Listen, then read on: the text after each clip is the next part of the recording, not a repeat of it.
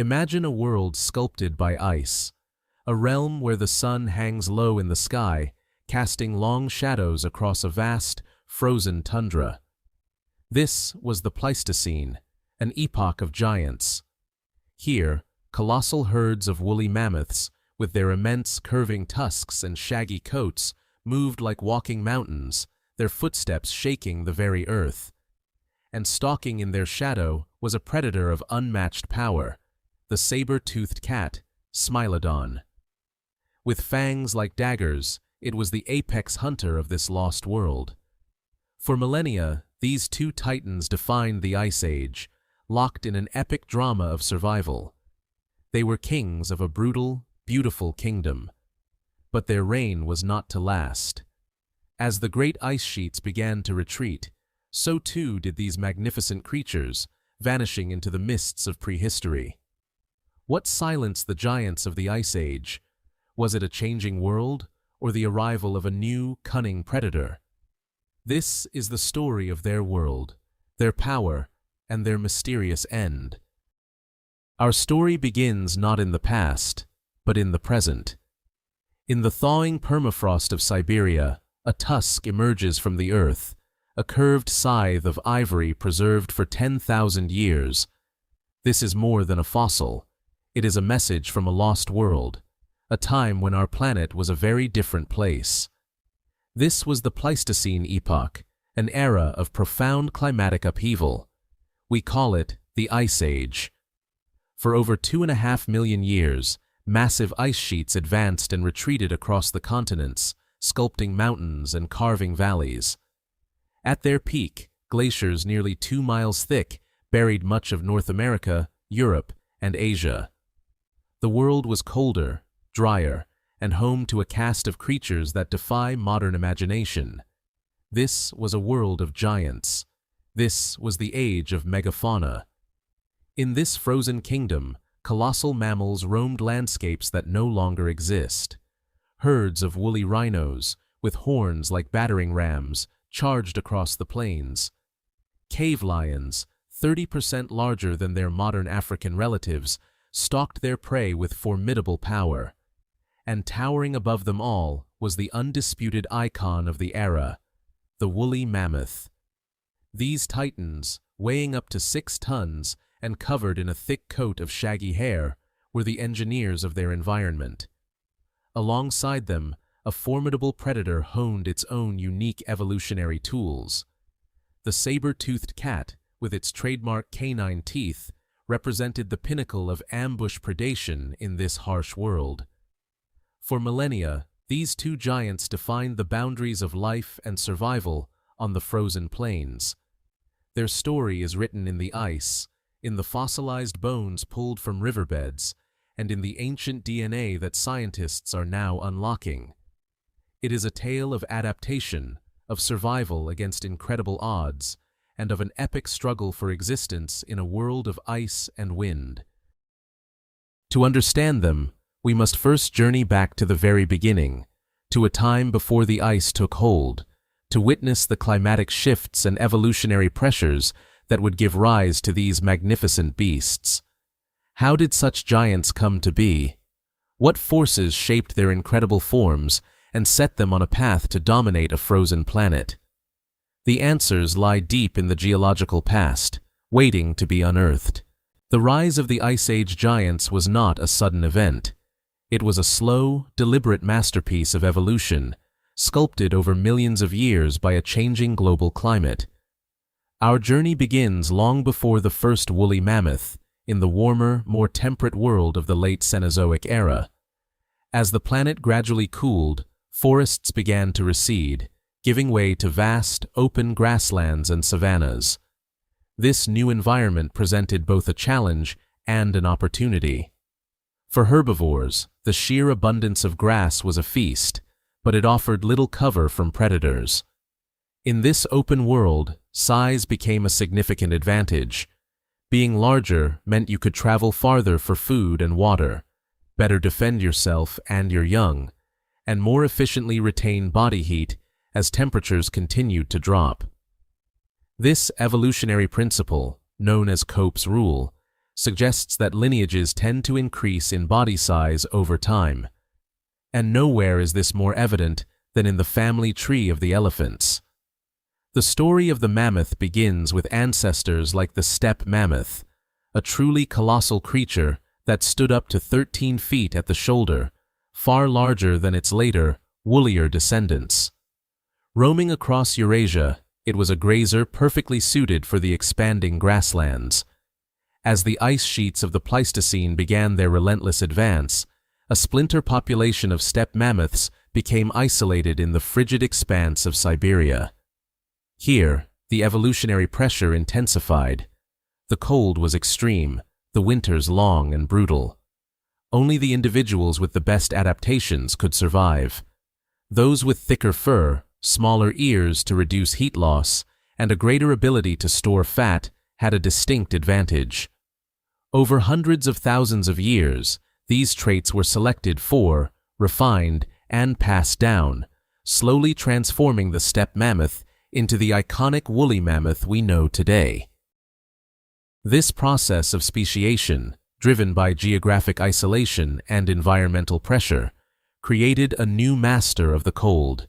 It was a creature born of ice, a testament to life's incredible ability to adapt and thrive in the most extreme conditions on Earth. But what were the specific biological tools that allowed this animal to conquer a frozen world? The next chapter of our story lies written in its very bones and flesh. The woolly mammoth was a marvel of biological engineering, a living fortress designed to withstand the relentless cold of the Ice Age. Every feature of its body was a finely tuned adaptation for survival in a frozen world. Its most famous characteristic, its coat, was far more complex than a simple layer of fur. It consisted of two parts: a dense, woolly undercoat of fine hairs for insulation, topped by a formidable outer layer of long, coarse guard hairs, some reaching over 3 feet in length. This shaggy mantle acted like a weatherproof parka, shedding snow and blocking wind. Beneath the skin lay another crucial defense, a layer of fat, up to 4 inches thick, providing further insulation and a vital energy reserve to endure the lean months of the long Arctic winter. The mammoth's profile was distinct, with a high, domed head and a sloping back. This shape was created by a combination of long spines on its vertebrae and a large hump of fat and muscle, another energy storehouse similar to that of a modern camel. Even its extremities were built to conserve warmth. Compared to modern elephants, the woolly mammoth had significantly smaller ears and a shorter tail, minimizing the surface area exposed to the freezing air and reducing heat loss. Its blood contained a special type of hemoglobin, allowing it to deliver oxygen to its cells efficiently even at near-freezing temperatures. But perhaps its most iconic features were its magnificent tusks. These were not teeth in the traditional sense, but massively overgrown incisors that could grow up to 16 feet long. Unlike the relatively straight tusks of their ancestors, a mammoth's tusks grew out and then curved dramatically back towards the body. They were versatile tools, used by males in dramatic displays of dominance and in contests for mates. More importantly, they were essential for foraging. In winter, mammoths would use their immense tusks as snowplows, sweeping aside deep drifts to uncover the buried grasses and sedges that formed the bulk of their diet. The constant wear from this activity is clearly visible on fossilized tusks, which often show a beveled, polished surface on one side. This perfectly adapted giant was the product of immense evolutionary pressure, a creature built piece by piece to conquer the cold. But this animal did not exist in a vacuum. It was the heart of a vibrant and sprawling world, an ecosystem that it both depended on and helped to create. To truly understand the woolly mammoth, we must understand the world it inhabited. This was not the barren, icy wasteland we might imagine. For much of the Ice Age, a vast and unique biome stretched from Spain to Canada, a lost world known as the Mammoth Steppe. It was the most extensive ecosystem on Earth. Unlike modern Arctic tundra, which is dominated by mosses and shrubs, the Mammoth steppe was a cold, dry grassland. Low snowfall and dry, windy conditions prevented the formation of thick, insulating snow blankets, allowing the deep cold to penetrate the soil. This kept the ground frozen as permafrost, which in turn prevented the growth of deep-rooted trees. The result was an endless expanse of nutrient-rich grasses, herbs, and wildflowers. This environment was incredibly productive, capable of supporting a density and diversity of large animals that rivals the modern Serengeti. The mammoth was the keystone species, the great architect of this landscape. Herds numbering in the dozens, sometimes hundreds, constantly grazed the plains. Their immense weight compacted the snow, deepening the seasonal freeze of the permafrost. Their constant grazing and trampling cleared away moss and shrubs, promoting the growth of the grasses they and other herbivores relied on. They were, in effect, giant gardeners, maintaining the very ecosystem that sustained them. And they were not alone. They shared the steppe with a remarkable cast of other megafauna. Woolly rhinoceroses, with their flattened shovel-like horns, cleared snow to find food. Vast herds of bison and wild horses migrated across the plains. The giant Irish elk, with an antler span of up to 12 feet, browsed in the scattered willow groves along riverbanks. This abundance of herbivores supported an array of formidable predators. Cave lions, larger and more powerful than any big cat today, were apex hunters capable of taking down large prey. Packs of dire wolves, robust and tenacious, roamed the grasslands. And in the shadows, another giant waited for its moment, the saber-toothed cat. This entire, intricate web of life, from the smallest Arctic flower to the largest mammoth, was built on the foundation of cold, dry conditions and the grasslands they fostered. It was a world in delicate balance, a system where the giants not only lived, but actively shaped their environment. But how did these giants navigate their world? What was life like inside the thundering herds that defined the character of the steppe? The thunderous sound of a mammoth herd on the move was the heartbeat of the Ice Age steppe. These were not solitary wanderers, but deeply social animals, whose survival depended on the strength of their family bonds. Much like their modern elephant relatives, woolly mammoths lived in complex, matriarchal societies. The core of mammoth life was the family unit, a herd composed of related females and their young, all led by the oldest and most experienced female, the matriarch. Her mind was a living map of the mammoth steppe. She held the collective memory of the herd, knowing the locations of the best grazing grounds, the safest river crossings, and the hidden springs that provided water in the dry landscape. She led them on vast seasonal migrations, following the growth of the grasses across hundreds of miles. Her wisdom and leadership were the difference between prosperity and hardship. Within the herd, life revolved around the calves. The entire group participated in their upbringing, a practice known as allomothering. Aunts, older sisters, and cousins would all help to guide, protect, and educate the youngest members. Fossil trackways discovered in North America show these family groups in motion, with the footprints of young mammoths closely sheltered between those of the larger adults, a clear sign of communal protection. Communication was key to maintaining these bonds.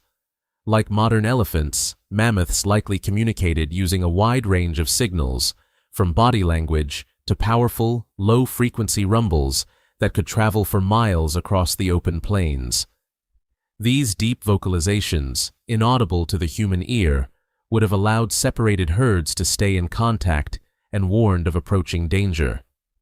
While females and young formed the stable core of the herd, adult males, or bulls, lived very different lives.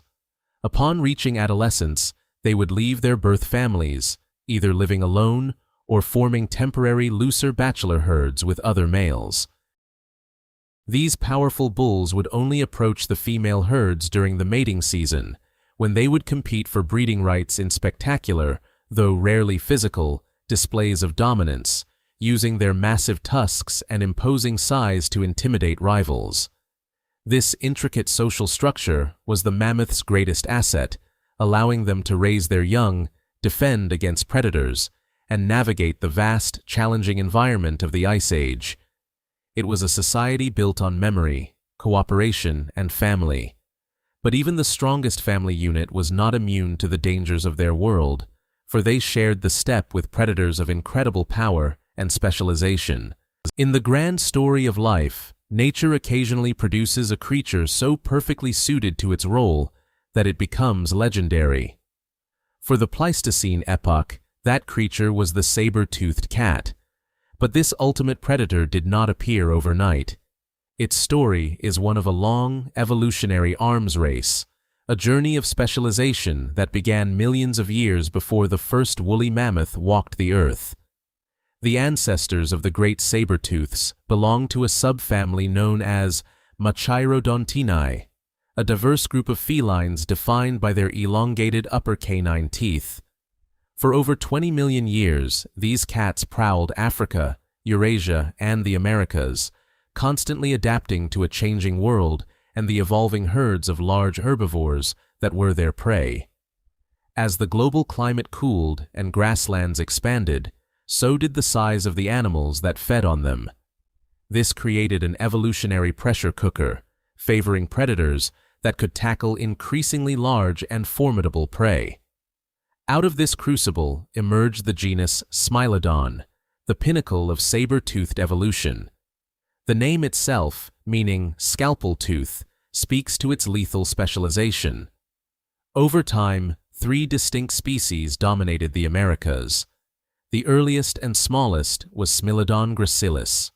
It was followed by the iconic Smilodon fatalis, the famous hunter of the La Brea tar pits, which spread across North and into South America.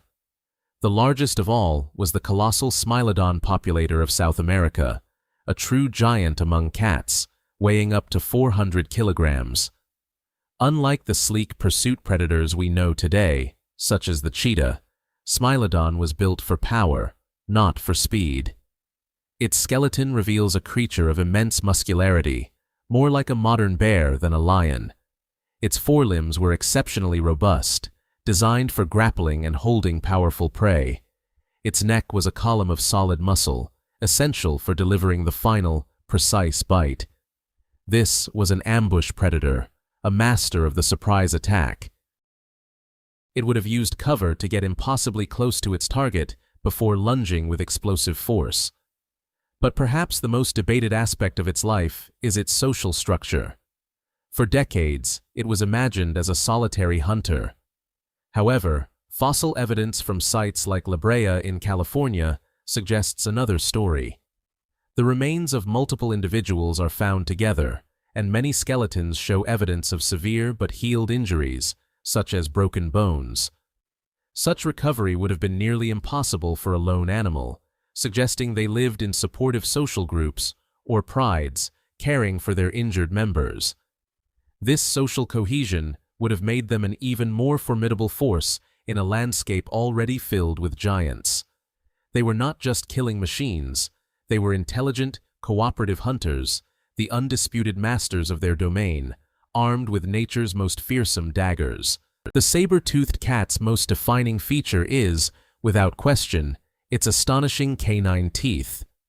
These were not merely teeth, they were biological marvels, the result of millions of years of evolutionary refinement.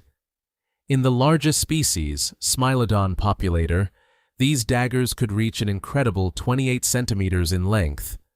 But their design reveals a crucial secret. They were instruments of precision, not brute force. Viewed from the side, they were long and curved like a scimitar. Viewed from the front, however, they were surprisingly thin and flattened.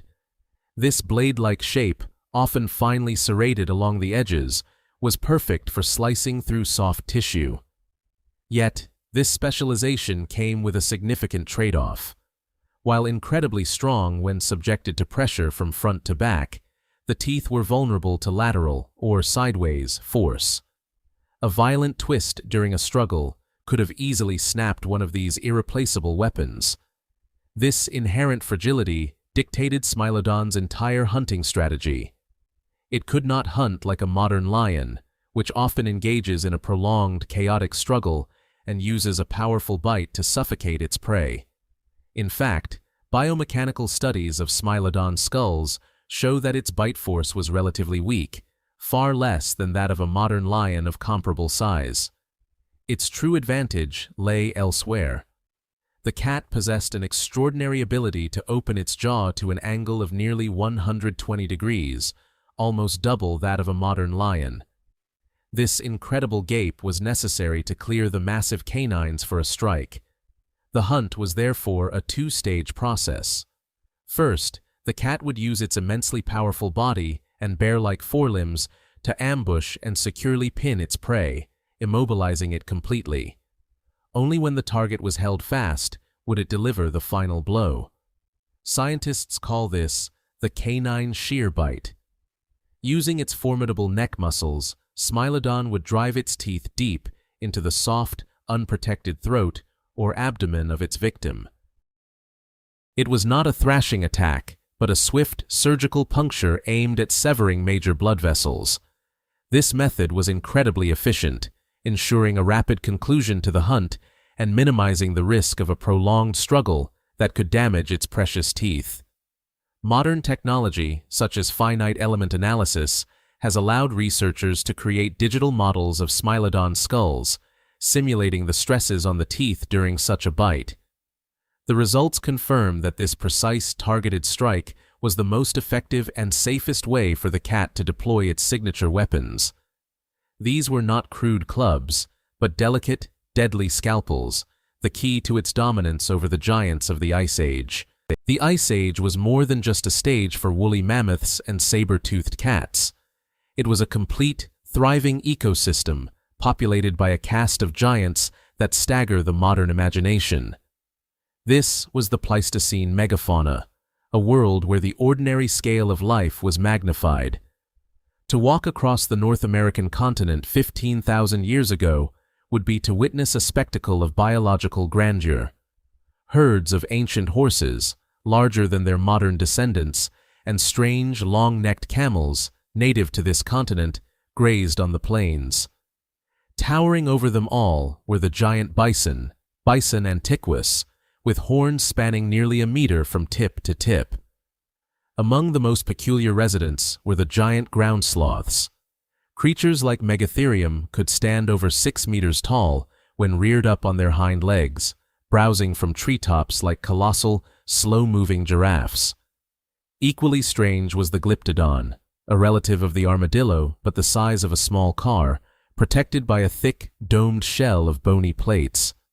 These enormous herbivores provided a rich food source, but the predators that hunted them were equally impressive. Smilodon was not the only major carnivore on the block. It faced stiff competition from the American lion, Panthera atrox, a beast a quarter larger than any lion alive today. Packs of formidable dire wolves, Enotion dirus, roamed the landscape, their heavier builds and powerful jaws adapted for crushing bone. But perhaps the most terrifying competitor was the giant short-faced bear, Arctodus simus. Standing on its hind legs, it could reach a height of over 3.5 meters. With its long legs, it was built for chasing down prey over long distances, and its immense power meant it could challenge any other predator for control of a carcass. This entire assembly of titans lived upon a unique biome known as the Mammoth Steppe. It was not a barren wasteland of ice, but a vast, cold, and dry grassland that stretched from Spain across Asia, over the Bering Land Bridge, and deep into North America.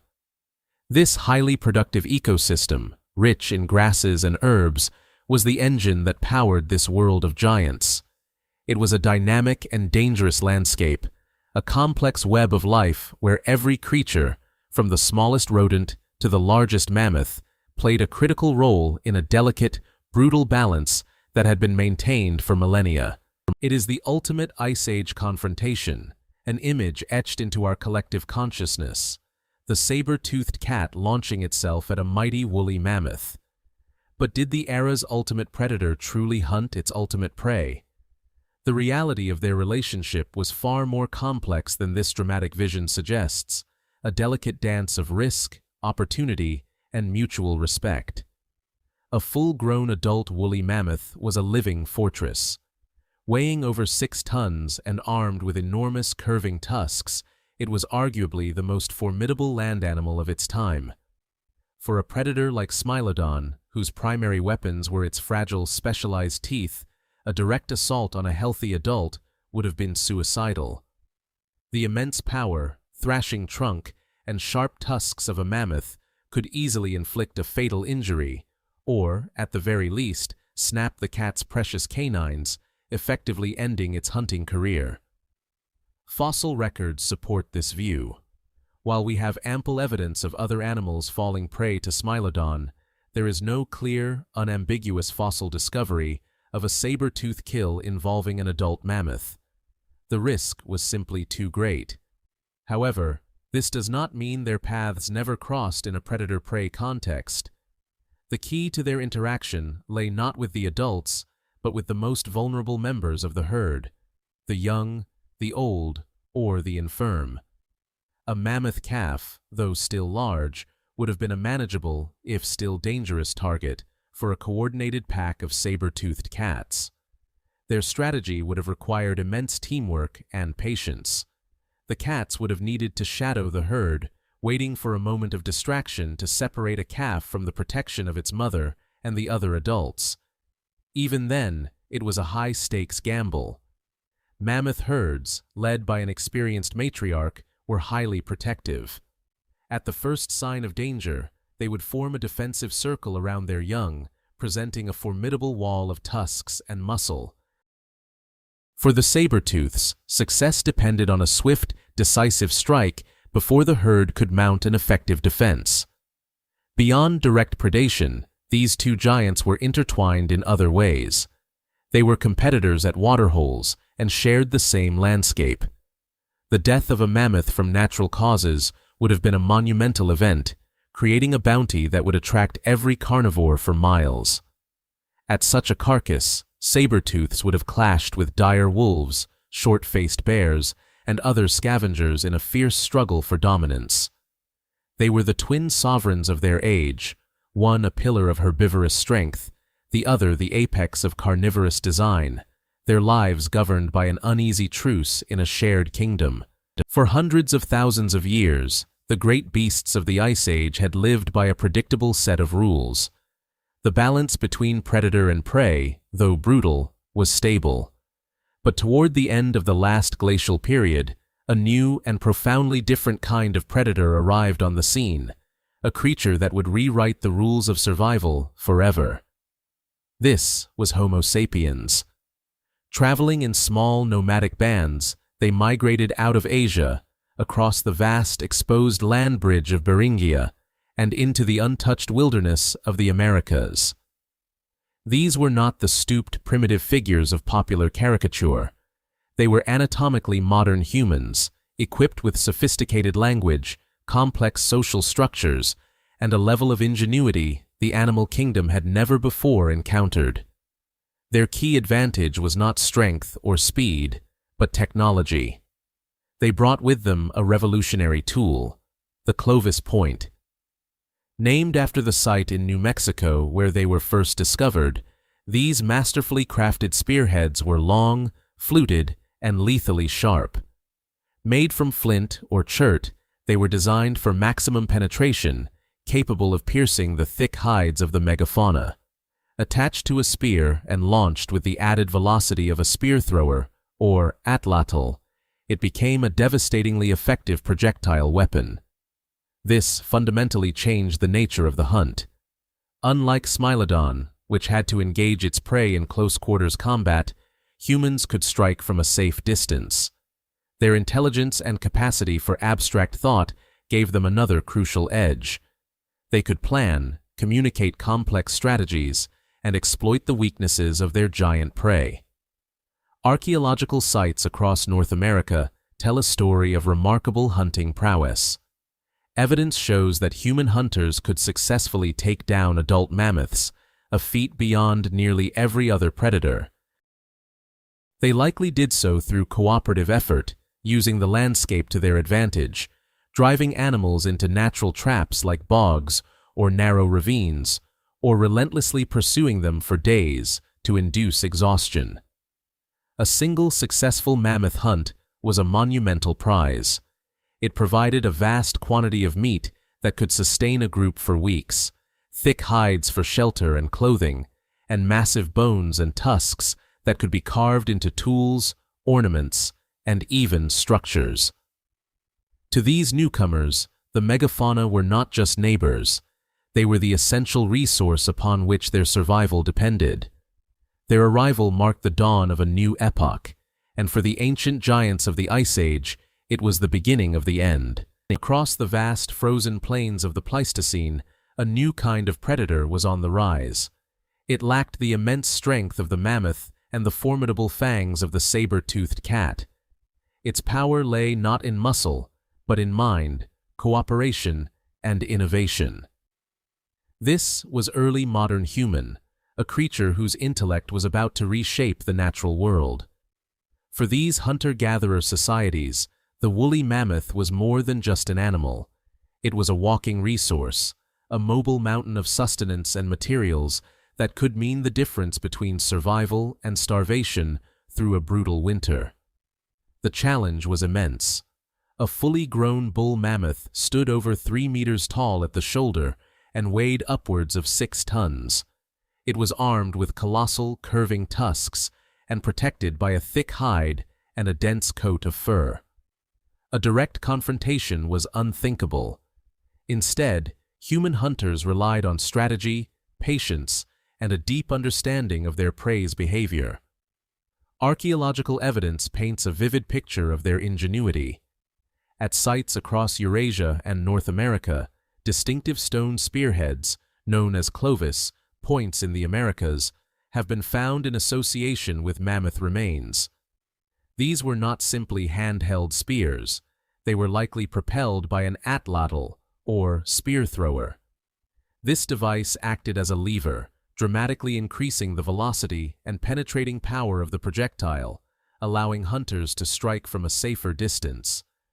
The hunt was a communal effort, requiring sophisticated coordination and communication. Groups would have worked together to track herds, isolate a vulnerable individual, perhaps a juvenile, an old matriarch, or one separated from the group, and then drive it towards a natural trap, such as a ravine, a bog, or a cliff edge. Once the animal was immobilized, the hunters could move in to deliver the final blows. The rewards for such a perilous endeavor were extraordinary. A single mammoth could provide thousands of pounds of meat, which could be preserved by freezing or drying. Its thick hide was invaluable for clothing and shelter. Its massive bones and tusks were used to construct dwellings, create tools, and even carve intricate art. In places like Megafauna in modern-day Ukraine, archaeologists have unearthed incredible huts built almost entirely from mammoth bones, a testament to the animal's central role in human life. But as human populations grew and their hunting techniques became more refined, a critical question began to emerge. How long could the mammoths withstand this new, highly efficient predatory pressure? The very success of the mammoth hunters may have sown the seeds of a future where the great herds no longer roamed. For tens of thousands of years, the pulse of the planet had been a slow, rhythmic freeze. Glaciers advanced and retreated, but the fundamental character of the Ice Age world remained. It was a realm of cold, of vast grasslands, and of giants perfectly adapted to its rigors. But around 15,000 years ago, that rhythm began to change. The planet started to warm, not with the gentle pace of previous interglacial periods, but with a startling rapidity. This was the beginning of the end of the Pleistocene epoch, a period of profound and chaotic climate change known as the Great Thaw. The most dramatic evidence of this shift was the retreat of the great ice sheets, the Laurentide and Cordilleran ice sheets in North America, and the Scandinavian ice sheet in Europe, which had held continents in their grip for millennia, began to melt at an unprecedented rate.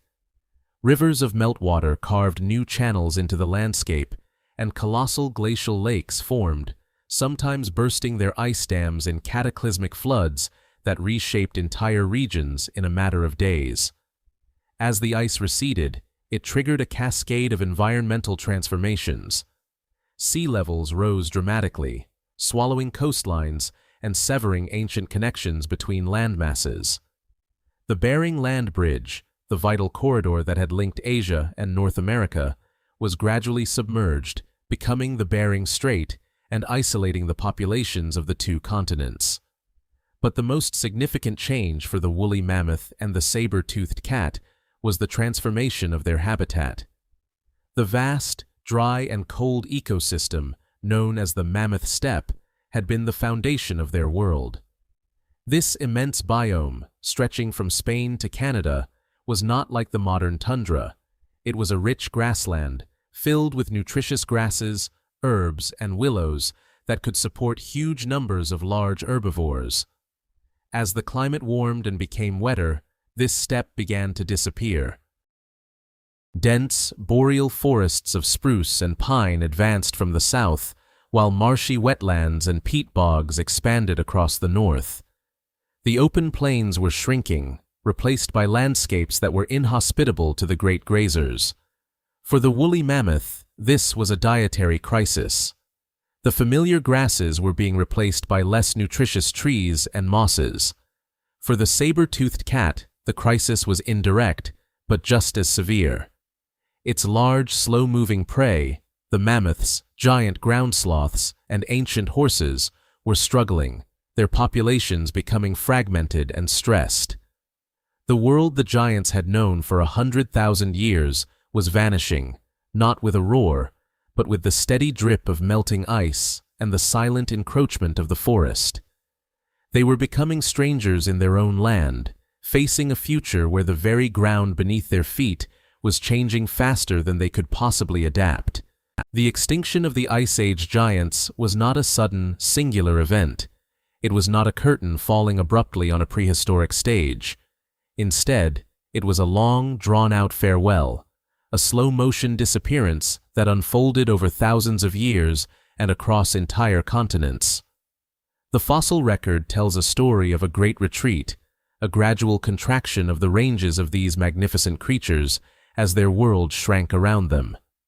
For the woolly mammoth and saber-toothed cat, the decline began on the mainland. As the forests advanced and the grasslands vanished, populations became increasingly fragmented. What was once a continuous, continent-spanning habitat became a series of isolated islands of steppe in a sea of unwelcoming forest. This fragmentation was a critical blow. It prevented herds from migrating to find new food sources and cut off gene flow between populations. Groups became genetically isolated, leading to inbreeding and a loss of the genetic diversity that is essential for a species to adapt to changing conditions. The saber-toothed cat, a highly specialized predator, was particularly vulnerable. Its entire physiology was built to hunt large, thick-skinned prey. As those prey animals declined, the saber-tooth's powerful build and long canines became a liability. It was too slow to effectively hunt the smaller, more agile deer and bison that thrived in the new woodland environments. Its fate was inextricably linked to that of the mega-herbivores, and as they vanished, so did their apex predator. The last stands for these species occurred in remote refuges, pockets of the old world that held out against the tide of change. On the mainland of Eurasia and North America, the last mammoths disappeared around 10,000 years ago. But the story was not quite over. A small, isolated population found a temporary sanctuary on St. Paul Island in the Bering Sea, surviving until about 5,600 years ago. Even more remarkably, Another group of mammoths endured on Wrangel Island in the Arctic Ocean. Separated from the mainland by rising seas, they persisted in this isolated, windswept refuge until just 4,000 years ago. They were, in a sense, living fossils, contemporaries of the ancient Egyptians building their first pyramids. But their existence was precarious. Genetic studies of the Wrangel Island mammoths reveal a species in its final stages, suffering from a genomic meltdown due to extreme inbreeding. They were living on borrowed time, the final, fading echo of a once mighty lineage. The giants were cornered, their numbers dwindling, their genetic health failing. They were critically vulnerable, pushed to the very brink by a changing climate. The stage was set for a final act, but was nature the only force at play, or did another predator have a role in delivering the final, decisive blow? As the Ice Age giants faltered under the weight of a changing climate, a new and formidable force was expanding across the globe: Homo sapiens. This confluence of events has given rise to one of the most compelling and controversial theories in paleontology, the overkill hypothesis. First articulated in detail by scientist Paul S. Martin in the 1960s, the theory proposes a stark and dramatic explanation for the late Pleistocene extinctions. It argues that the primary culprit was not the climate, but the spear. The hypothesis points to a chilling chronological pattern. As technologically advanced human hunters spread into new territories, particularly the Americas, the extinction of large mammals followed swiftly in their wake.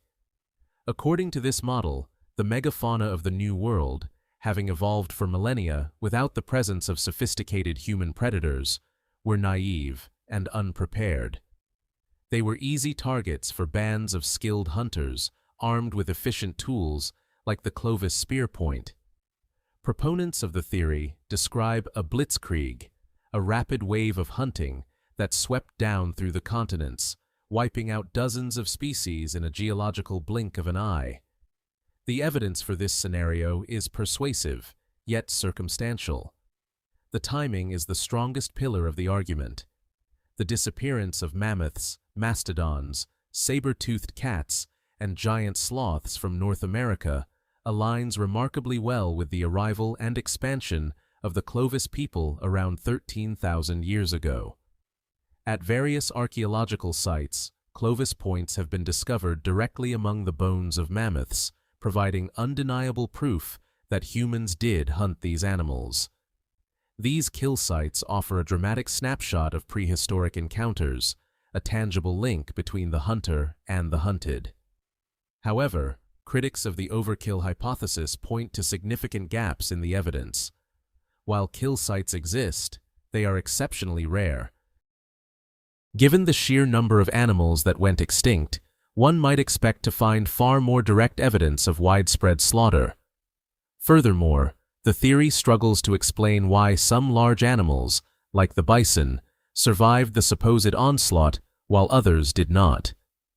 In other parts of the world, such as Africa and Eurasia, megafauna had coexisted with evolving humans for hundreds of thousands of years without such a catastrophic collapse.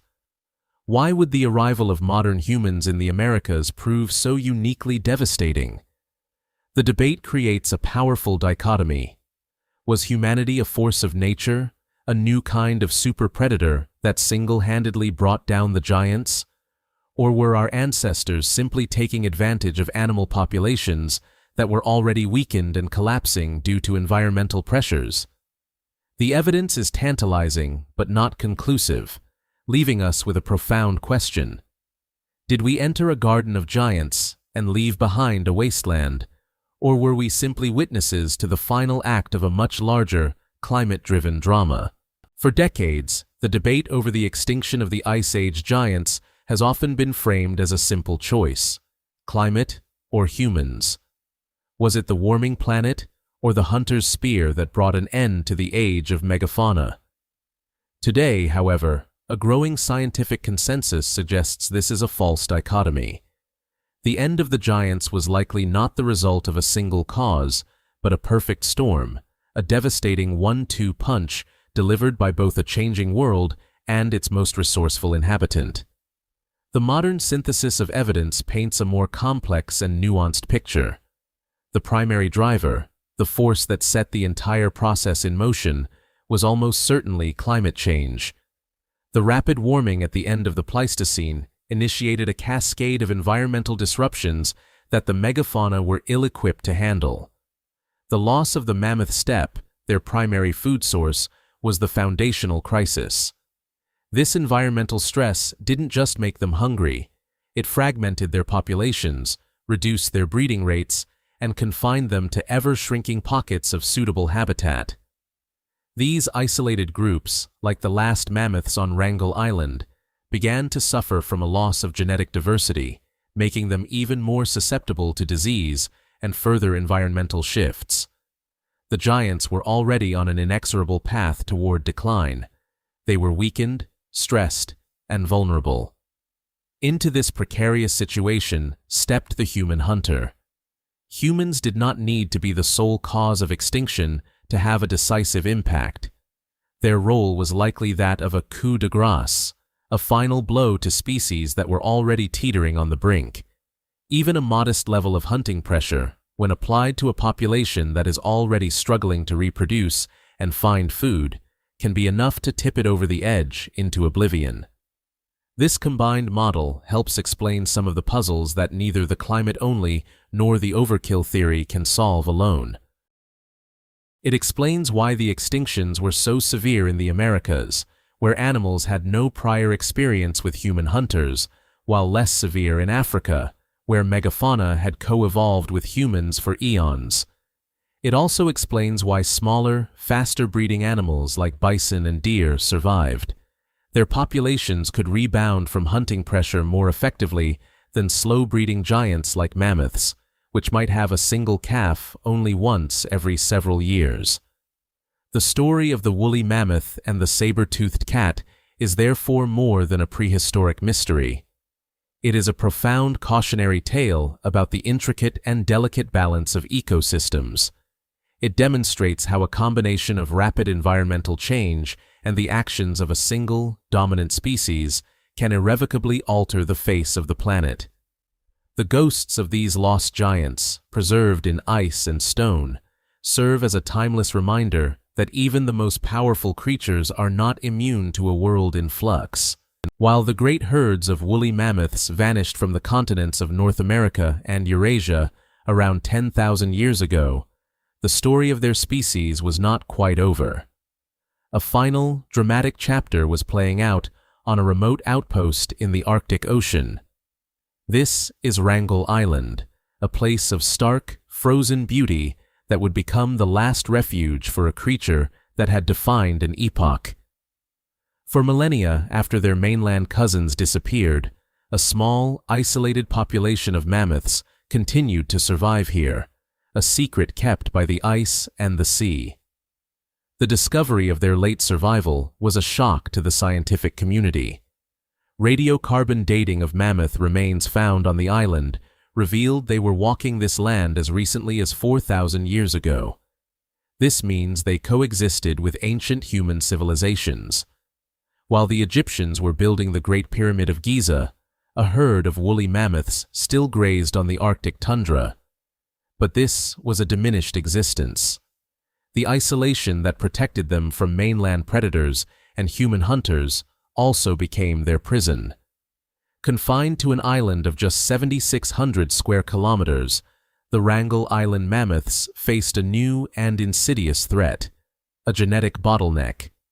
With no new individuals to refresh the gene pool, inbreeding became inevitable. Scientists studying their remains have uncovered evidence of this decline. These were dwarf mammoths, significantly smaller than their mainland ancestors, a common phenomenon in isolated island populations.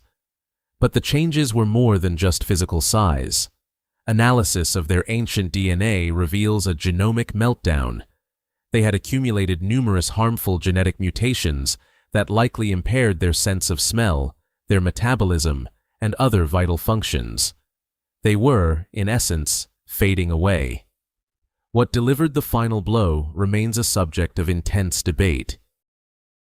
Was it the arrival of the first humans on the island, who would have found the diminished herd an easy source of food? Was it a sudden, extreme weather event, like a rain-on-snow incident that encased their food supply in a sheet of impenetrable ice? Or was their genetic load simply too heavy to bear, leading to a final, inevitable collapse? The last mammoths of Wrangel Island represent a poignant epilogue to the Ice Age. They were ghosts, living on borrowed time, a final, fading echo of a world that had already moved on.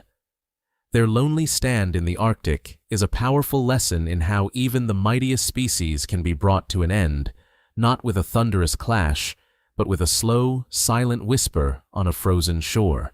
To understand the world of the Ice Age giants, we must first learn to read the stories they left behind, stories written not in ink, but in stone.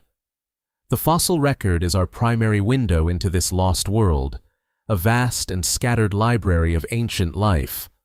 For colossal creatures like the woolly mammoth and the saber-toothed cat, the journey from living being to fossilized remnant is a matter of chance and perfect conditions.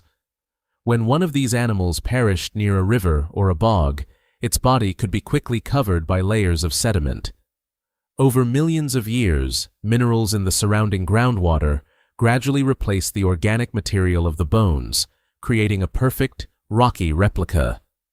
These mineralized bones are the clues that paleontologists follow, piecing together the puzzle of a prehistoric ecosystem.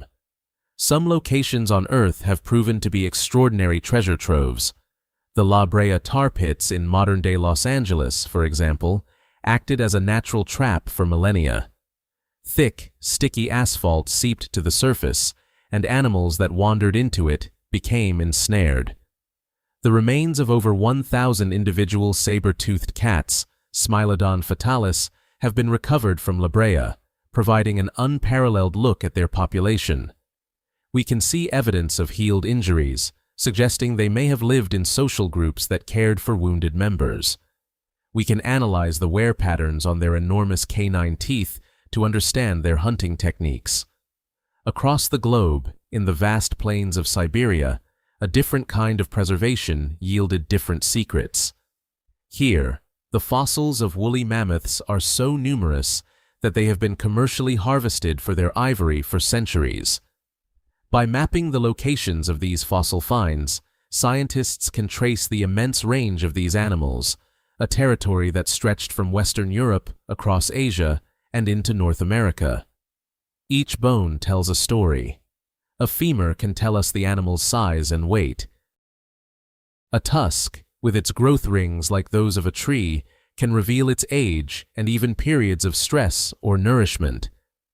The very chemistry of the bones can tell us about the plants they ate and the climate they lived in. The fossil record is a testament to the power of time and geology, transforming fleeting life into an enduring legacy. It allows us to reconstruct the skeletons of these magnificent beasts, to stand before them in museums and appreciate their sheer scale. But bones alone are silent on many things. They cannot tell us the color of a mammoth's coat or the true nature of its roar. For those secrets, we would need something more than stone, a different kind of preservation, locked away in the frozen north. Beyond the stone archives of the fossil record lies another, more astonishing form of preservation. In the vast, frozen expanse of Siberia and parts of Alaska, the ground itself has acted as a natural time capsule. This is the permafrost, a layer of soil, gravel, and ice that has remained frozen for tens of thousands of years. It is an immense natural freezer, and within its icy grip, the secrets of the Ice Age are kept not as mineralized replicas, but as flesh and blood. The discoveries emerging from the thawing permafrost are nothing short of miraculous. These are not skeletons, but actual bodies of Ice Age animals, preserved with an incredible degree of fidelity. The most famous of these are the woolly mammoths. In 2007, a reindeer herder discovered a nearly perfect baby mammoth, whom scientists named Liuba. She was only a month old when she perished 42,000 years ago. Her skin, her internal organs, her tiny trunk, and even her eyelashes were intact. Through specimens like Liuba, we can learn things that fossils could never tell us.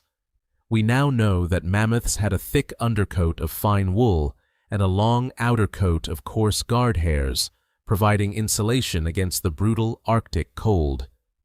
We can study the contents of their stomachs to identify the specific plants they ate for their last meal, a snapshot of the Pleistocene flora. We can see the layers of fat that helped them survive the long winters. And it is not just mammoths. While rarer, remains of other Ice Age creatures have been found, including steppe bison, woolly rhinos, and even cave lions. These frozen mummies bring the ancient world to life with breathtaking clarity. They close the immense gap of time, allowing us to look upon the face of an animal that last breathed the planet's air during a different geological epoch. Each new find is a scientific sensation, offering a direct physical link to the past. These are not just specimens, they are individuals with a story. Studying them is a delicate process, a race against time as soon as they are exposed from their frozen tomb. But the information they hold is priceless, rewriting our understanding of how these animals looked, lived, and thrived in their icy domain. Yet, the most profound secret held within their frozen cells was still to be unlocked, a code that contains the complete instruction manual for building a mammoth, a whisper from the past that could shape the future. The preserved remains pulled from the permafrost offered more than just a glimpse of the physical form of Ice Age giants. They held the key to their most fundamental secrets. Locked within the nucleus of every frozen cell was their genome, the complete set of genetic instructions that directed their growth, appearance, and adaptation to a frozen world. The field of ancient DNA, or a DNA, promised to read this incredible story. However, the task was monumental.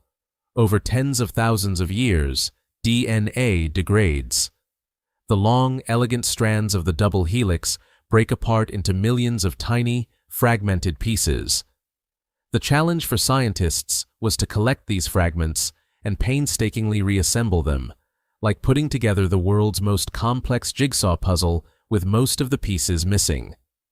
Early efforts were slow and fraught with contamination from modern DNA. But with the advent of new, powerful sequencing technologies, the impossible began to seem possible. In 2008, a team of researchers announced a landmark achievement. They had sequenced a draft of the woolly mammoth genome, using DNA extracted from the hair of preserved specimens. The ghost of the Ice Age was beginning to take shape in digital form. The completed genome was a revelation. By comparing it to that of its closest living relative, the Asian elephant, scientists could pinpoint the specific genes that made a mammoth a mammoth. They identified genes associated with their thick, shaggy coats, their small ears to prevent heat loss, their large fat deposits for energy storage, and even specialized hemoglobin that allowed their blood to efficiently release oxygen in extreme cold. The genetic code told a story of perfect adaptation. It also confirmed the tragic tale of the last mammoths on Wrangel Island, revealing a lack of genetic diversity and an accumulation of damaging mutations. More recently, scientists have also pieced together the genome of the saber-toothed cat, Smilodon, from fossils found in the Yukon. Its DNA revealed it was a distinct lineage of cat that diverged from the ancestors of modern cats over 20 million years ago. The genetic blueprint offers clues about its biology that bones alone could not, hinting at a complex social structure and powerful predatory adaptations. By resurrecting their genetic code, we have done more than simply study these animals. We have captured their essence.